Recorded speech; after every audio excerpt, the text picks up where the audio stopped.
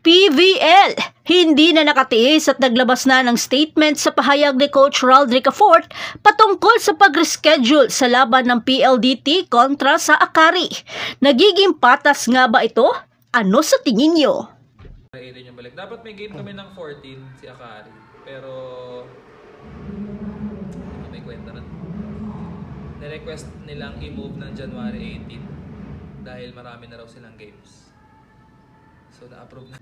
Pero bago pa man ang lahat, kung hindi ka pa nakapag-subscribe, please like and subscribe at pakispike na rin sa bell button para lagi kang updated sa mga volleyball ganap.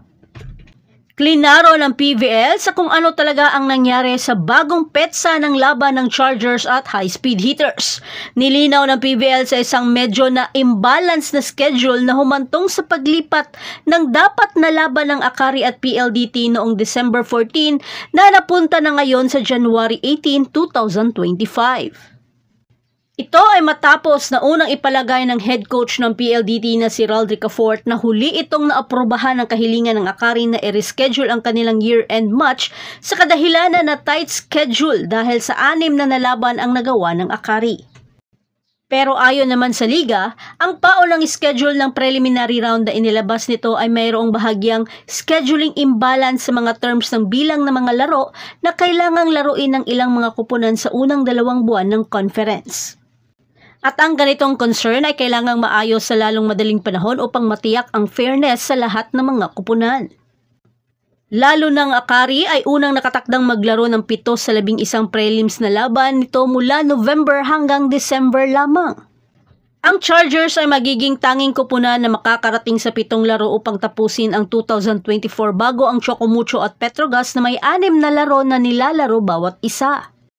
Sa makatwid, ang PVL at lahat ng 12 teams ay nagkasundo noong October 31, 9 na araw bago magsimula ang 2024 to 2025 PVL All-Filipino Conference upang ilipat ang laban ng Akari mula December 14 sa January 18 upang iligtas ang kupunan sa isang karagdagang laro.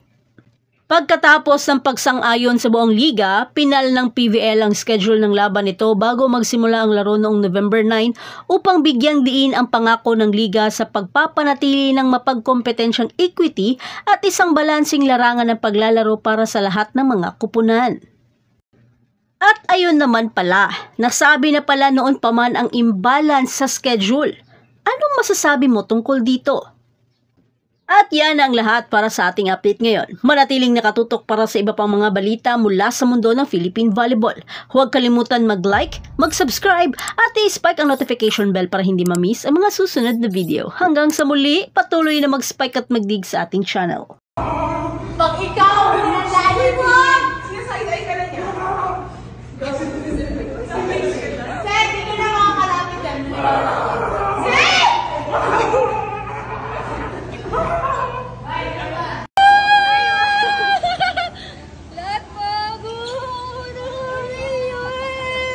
This is my hard work.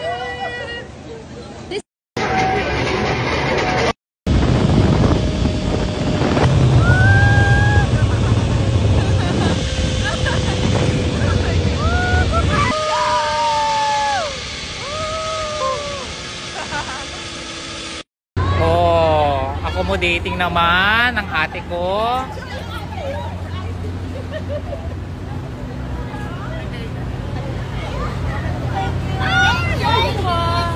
Ay, bongga.